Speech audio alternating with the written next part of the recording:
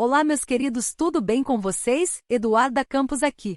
E hoje eu vou deixar aqui para você a entrevista que o presidente Bolsonaro deu para o Flow Podcast. Veja o que ele falou, isso é de assustar. Fique até o final do vídeo para saber tudo. Antes disso, se inscreve no canal, ative o sininho e me ajude a crescer esse canal. Falta pouco para atingir a meta de 1.000 inscritos. Você pode ver, quando você vê agora esse conflito, né? Ucrânia-Rússia. Alguns países da Europa tiveram a sua cota de gás diminuída. Os caras precisam de energia. Vão buscar o quê? Diesel. E se tem mais gente buscando diesel, o preço vai lá para cima. Sim. Então, esses fatores todos, preço, o valor do dólar, preço do valor do petróleo lá fora, procura de diesel, faz com que o preço seja instável. Agora, uma refinaria você não faz em 2, 3 anos. É de 4 para cima. Sim. Nós não investimos com mais profundidade nisso por causa da pandemia, que o Brasil passou um momento difícil na economia. 2020, por exemplo, nós gastamos 700 bilhões de reais com a pandemia. Quase metade disso com auxílio emergencial. 2020? 2020. Você pode ver o que aconteceu em 2020. Março, começou a política do fica em casa. Lockdown. Fecha tudo. Quem tem salário fixo, né? Tem estabilidade no emprego, sobrevive. Quem tem uma poupança... O senhor está falando do comecinho da pandemia. Sim, março de 2020. Tá. E daí o que aconteceu? Quando começou obrigando o povo a ficar em casa, e eu fui para Taguatinga, Ceilândia, né? Bairros pobres lá da periferia, de moto, e entrava na casa das pessoas, posso ver tua geladeira? Não tinha nada. São pessoas que vivem na informalidade. É o churrasquinho de gato, no Rio aqui a água é o biscoito na praia, aqui em São Paulo aqui é vender biscoito, aqui o picolé na arquibancada, é o cara que conserta a máquina de lavar roupa, é o mecânico, é o informal. Esse pessoal foi obrigado a ficar dentro de casa, a massa. Nós levantamos naquele momento 38 milhões de pessoas. Vamos viver do quê? Eu chamei o ministro da Defesa. Temos condições de garantir da lei da ordem que esse pessoal vai para a rua, com fome. 38 milhões de pessoas que não tem mais seu ganha-pão. Vão para a rua. Irresponsabilidade de fazer o que estão fazendo sem dar alguma coisa para eles. Olha, não temos condições de garantir da lei da ordem pelo efetivo das Forças Armadas. E outra, obrigar o cara à força a ficar em casa, com fome, bem, criamos o auxílio emergencial. Sobre esse lance de ficar em casa, foi bem no começo da pandemia, Sim. mas foi um cabo de guerra, isso daí, entre os Eu, no mundo governadores, todo, o contrário. Deixar bem claro aqui, para não ter dúvida. Eu, no mundo todo, o contrário é isso. sobre ficar em Ficar casa. sim. Tá. Mas será, presidente, que assim, hoje a gente olhando tudo que passou e tudo mais, assim, talvez a gente tenha uma análise um pouco diferente. Porque a gente hoje, pelo menos, faz uma ideia do como as coisas aconteceram, sobre as vacinas e tudo mais. Mas será que esse fica em casa, num primeiro momento, um fica em casa mais radical, não garantiria que as pessoas poderiam voltar para suas vidas normais mais rapidamente? Nova York. O maior número de contaminados foram que ficaram em casa. Tá? O que eu falava? Nós temos que lutar contra a doença, em especial os mais idosos, com comorbidade, e o povão tem que trabalhar. Senão vai morrer de fome. Ficar embaixo da cama não vai resolver nada. E qual a intenção do lockdown? No máximo em 2 meses, criar hospitais de campanhas, reaparelhar hospitais com respiradores. Foi um E problema. está tudo resolvido. O lockdown durou mais de 1 ano e meio. Virou uma política. Não durou. 1 ano e meio, sim. Você vê, eu te posto decretos para você de 2021. Não, eu não, vários governadores com lockdown. Eu não duvido que havia uma política nesse sentido, mas, como o senhor disse, o povão precisava trabalhar. Sim. E, assim, eu lembro que nessa época eu morava em Curitiba e eu tinha que vir para São Paulo toda semana para fazer o Flow. E eu lembro de passar aqui em São Paulo nos 2 primeiros meses, por aí, e parecia de fato uma cidade fantasma. Mas depois as coisas foram... As pessoas começaram a ter que trabalhar, não Quanto tinha tempo jeito. depois? 1 ano depois? Não, acho que não demorou esse tempo todo não, presidente. Eu assim, não estou dizendo que não foi uma questão 2020, grande parte dos estados, os governadores, por decreto, fechavam tudo. Exato. E às vezes o governador não fechava, o prefeito fechava. O que o Supremo decidiu? Era concorrente, eu, governadores e prefeito. Aham. Só se eu, por exemplo, decretasse área amarela em São Paulo, o governador podia botar área vermelha. Aham. O prefeito no seu município podia botar uma área roxa. Foi Pior o ainda. STF que deu esse poder para ele, Deu né? esse poder para ele. Não sei por que fizeram isso. Me tirar de mim o poder de conduzir essas medidas da pandemia. E o que eu falava lá atrás? O vírus veio para ficar, infelizmente. Não é que eu quero, veio para ficar. Tanto é que não foi embora até hoje, nem vai embora mais. Fica rodando pelo mundo. Uhum. E não é essa a solução. Daí, por exemplo, o meu ministro da Saúde, tal do Mandetta, ele fez um protocolo, quem estava com Covid, ir para casa, quando sentir falta de ar, ir para o hospital. Daí eu falei, vai para o hospital fazer o quê? Ser entubado? Esse é o remédio? Por que você não garante a liberdade do médico clinicar seu paciente? Porque o médico sabe disso. Ele aprende. Se chega alguém, está passando mal, pode morrer, ele pode receitar alguma coisa em comum acordo com o paciente ou com a família. Então o tratamento precoce deixou de existir. Eu ainda falei para o Mandetta, vai para o hospital para ser entubado, o remédio é tubo, por que não deixar o médico clinicar? Você pode ver, na Guerra do Pacífico, por exemplo, o soldado chegava ferido, não tinha quem doasse mais sangue, e os meus médicos começaram a botar água de coco na veia dos caras, e salvou. Os remédios, muitas vezes, são descobertos por acaso. Você pega a África subsaariana, daí o pessoal fala, não tem informações precisas sobre a África. Tá? Por que morreu pouca gente lá? Proporcionalmente falando. Eles tomavam remédio, não vou falar aqui para evitar aí, né, eu querer derrubar a tua live aqui, um remédio que servia para combater a cegueira dos rios. Você pode ver, o que aconteceu com a China agora, há poucas semanas? Uma crise de Covid na China. Eu te pergunto, a Coronavac de onde é? Não é da China? Eles não tomaram a vacina? Ou se tomaram, por que não teve eficácia? Você não pode discutir esse assunto. Você fica proibido de discutir esse assunto. Eu discuti com embaixadores do mundo todo, no Brasil, né, conversando, ligando para médicos. Região amazônica. Qual o percentual de morte entre civis e militares? Muito maior entre os civis. Os militares estavam usando usando para combater o negócio da malária. E acabou, a hidroxicloroquina. Da malária. Tá. Eu tomei quando eu passei mal. No dia seguinte estava bom, coincidência ou não. Eu vou em eventos por aí. Às vezes tem 2 a 3 mil pessoas me assistindo. Quem é que contraiu o Covid? 70% levanta o braço. Quem usou isso ou aquilo? 90% levanta o braço. Funcionou. E é uma coisa imediata. Mas, presidente, isso é meio que lutar contra a comunidade científica. Não. Tá todo mundo no começo da pandemia. Contra a indústria farmacêutica, é uma diferença grande. É que no começo da pandemia... E a comunidade científica, em grande parte, representa a indústria farmacêutica. Isso chama de liberdade. Mas é que eu conversei com vários cientistas aqui, inclusive a Esther Sabino, que foi uma brasileira, que foi uma das primeiras, se não me engano, a primeira a sequenciar o coronavírus e tal. E ela estava falando sobre esses remédios aí, que no início, que as pessoas não sabiam como lidar com o corona, foram feitos diversos testes com remédios, e a hidroxicloroquina, a azitromicina, esses remédios aí, eles chegam com uma proposta de, esse remédio serve para outra coisa, mas parece que ele diminui a carga viral, qualquer coisa nesse sentido aí que eu também não vou saber com certeza, aí pesquisem, tá?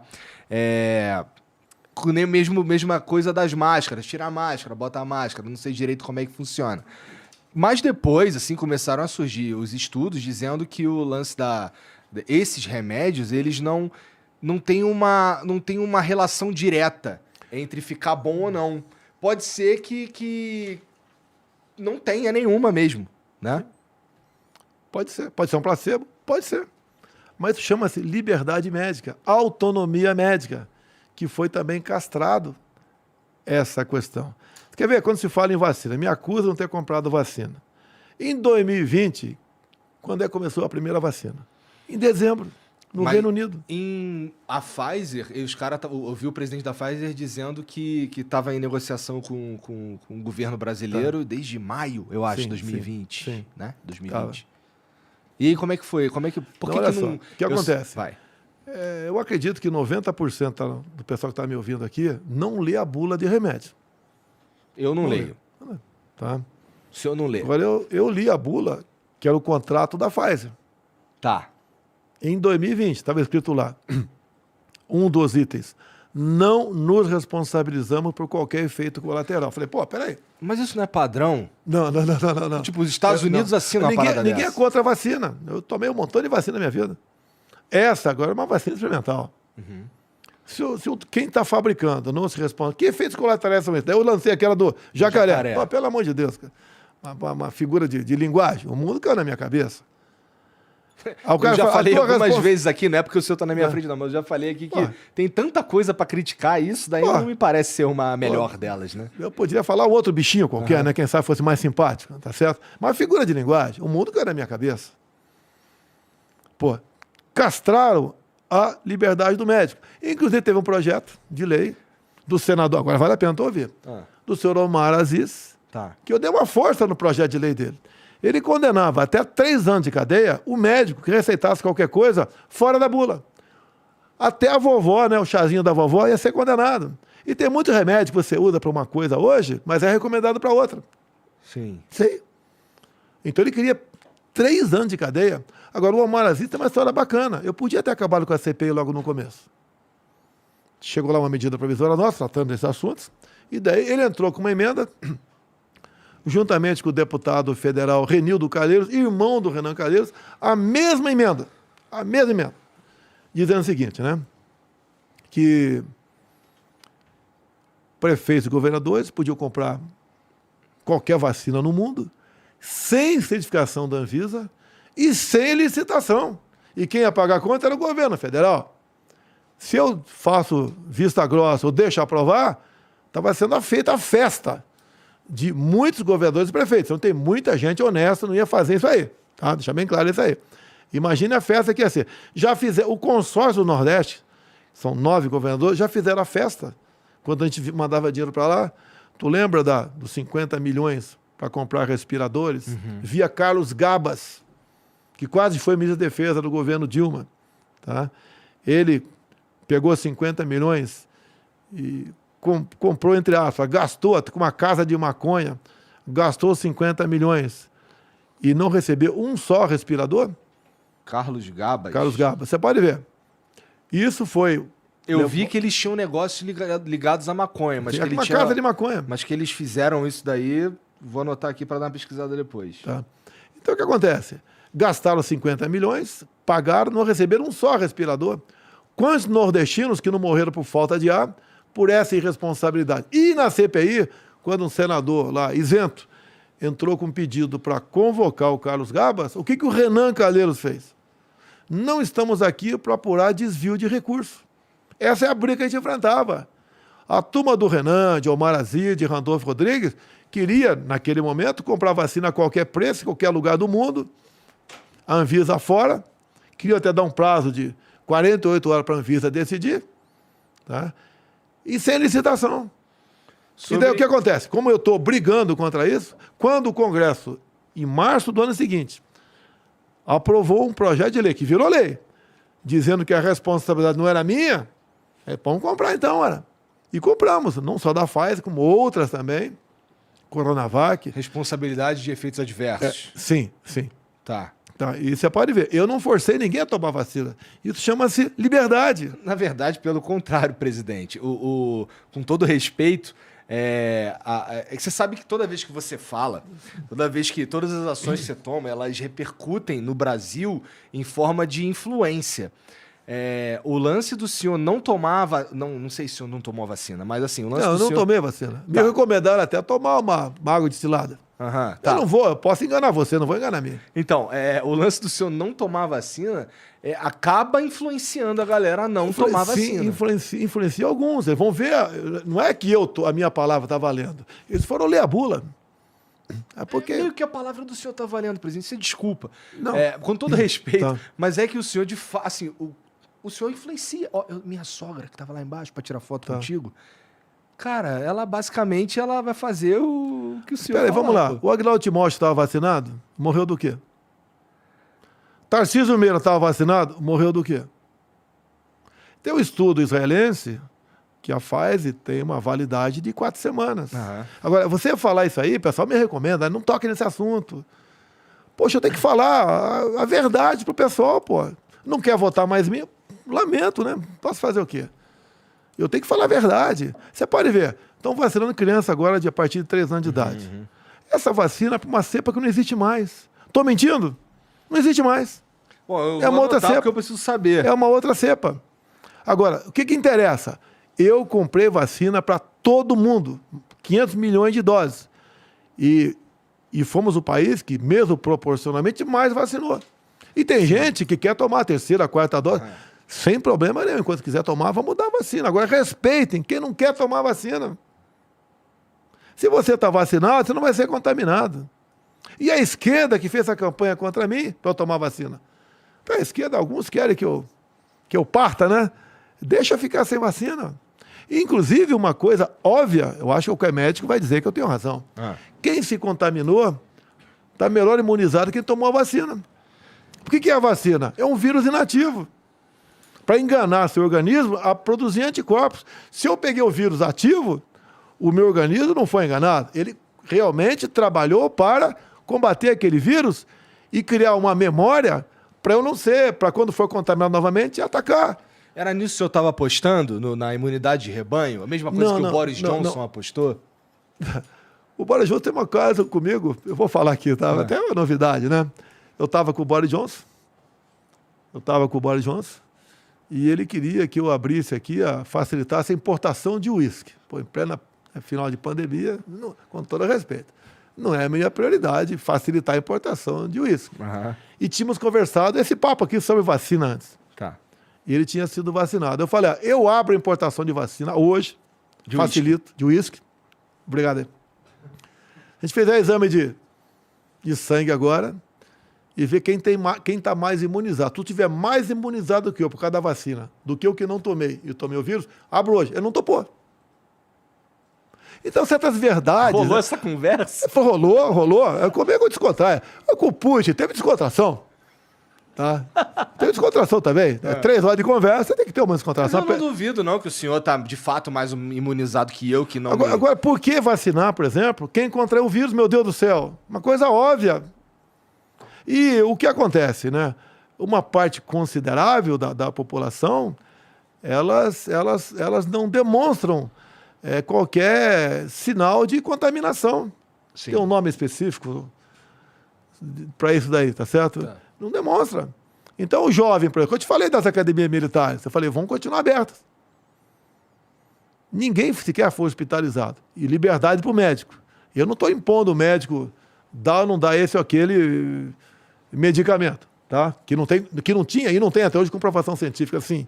Tá? Ele decide. Porra. Ele decide, pô. É liberdade, é o jovem que está nos ouvindo aqui, que o que ele mais preza é o que? É liberdade, né? Para ir e vir. Mas, presidente, eu acho que é a primeira vez que eu ouço o senhor dizer que, de fato, não tem uma comprovação científica. Mas não tem, eu nunca falei que tinha. Mas também nunca falou que não tinha. Não tinha, não falei que não tinha. Mas é uma doença rara. É igual tá aí agora aqui a questão aí do macaco aí. Varíola do macaco. Varíola do macaco, né? Já estão se falando em vacina, vai tomar, não vai. Quem pega, quem não pega, não vou falar aqui. Segundo o OMS falou que vai dar um curto-circuito geral, tá certo? Você tem que ter a liberdade, meu Deus do céu. Você pode ver, a imprensa bateu muito naquele negócio da malária, tá, que tinha efeito colateral. Mas, em 2016, se recomendou esse remédio para malária porque a mulher que estava com Zika vírus. Lá, em 2016, não tinha efeito colateral. 2020 passou a ter efeito colateral. Então, entrou, sim, o interesse da indústria farmacêutica, que é poderosíssima. Tá? Entrou muito interesse em jogo. Isso é quando você pega os grandes médicos, né? Não são todos, deixar bem claro aqui, mas muitos estão vinculados à empresa da indústria farmacêutica. A gente começou a vacinar aqui no Brasil, se eu não me engano, uns 20 dias depois. Janeiro de 21. Janeiro. A primeira vacina do mundo foi em dezembro de 2020. Tempo recorde. Trabalho feito pelo Pazuello lá atrás. Mas a gente perdeu a chance de ser o primeiro lugar do mundo a vacinar? Não, olha só. O que aconteceu? Os países que produziam vacina, a prioridade é para o seu povo. Faz sentido. E não tinha vacina assim. Nós estamos chegando próximo a 8 bilhões de habitantes no mundo. Sim. Não tem como você produzir vacina. Agora, nós, por contratos assinados lá atrás, tá? Nós conseguimos até melhor negociar com a Pfizer o contrato de 21 do que o previsto de 20. Tá. Então entrou várias vacinas. Eu vi lá o presidente da Pfizer, ele falou na CPI da Covid que eu queria saber qual que é o fim disso daí, que eu não sei, não ouço mais falar sobre isso. Mas ele fala lá que, na época, o ministro da Saúde, que eu acho que era o Pazuello, falou que precisava de um aval da Anvisa e tinha um problema de insegurança jurídica, que provavelmente era esse lance de assumir a responsabilidade sobre qualquer efeito adverso. Não tenho certeza, só estou assumindo aqui. A Agência Nacional de Vigilância Sanitária é o que diz se tal medicamento pode ou não ser usado aqui no Brasil. Tem que passar por lá. Não existe um medicamento no Brasil que não passe pela Anvisa. Queriam, na época, né, que fosse, acho que 48 horas, tempo recorde. Depois passaram para 5 dias. Mas que época que o senhor está falando? É isso aí, 20 e 21. Tá, queriam praticamente alijar a Anvisa. O presidente da Anvisa brigou contra isso. Porque quando você pega, por exemplo, a documentação de uma vacina, são 10 mil páginas, que você não vai ler assim, né? Você vai ter que ler e interpretar. Não é ler, você tem que ler e interpretar.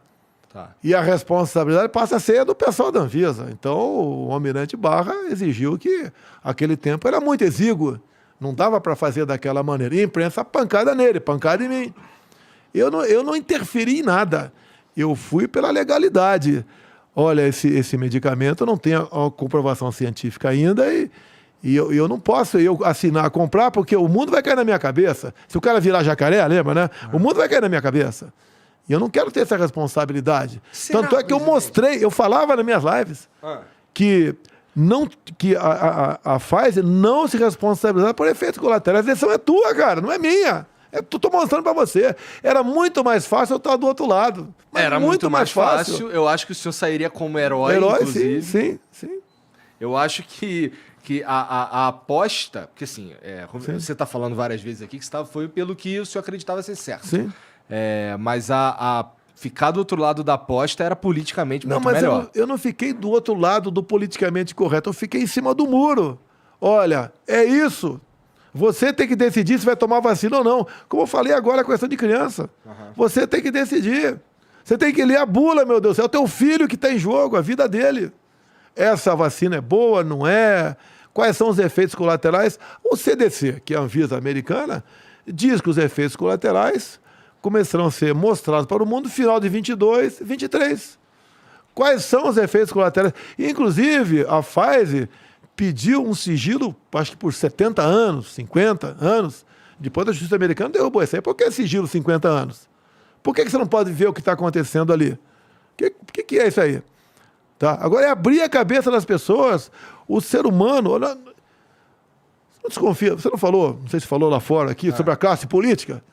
Pô, por que você vai acreditar que o político agora está preocupado 100% com a tua vida? Não, tenho certeza que não está, para ser sincero. Você que falou que tem certeza. Tem político que está bem intencionado, todos estão bem intencionados. É verdade. Agora, ficou na mão do Renan Calheiros, do Omar Aziz, que por um voto não deixou de ser indiciado por pedofilia, que teve a família toda presa por desviar 270 milhões de reais da saúde lá no estado do Amazonas. O Renan Calheiros cheio de processo no lombo.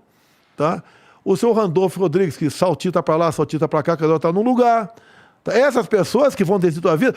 Inclusive, o Randolfo Rodrigues tinha, comecinho de 2020, ele fez uma live dizendo que ia dar uma medalha para médicos que estavam receitando o tratamento precoce. Ele mudou de ideia. Para ficar contra mim, com toda certeza.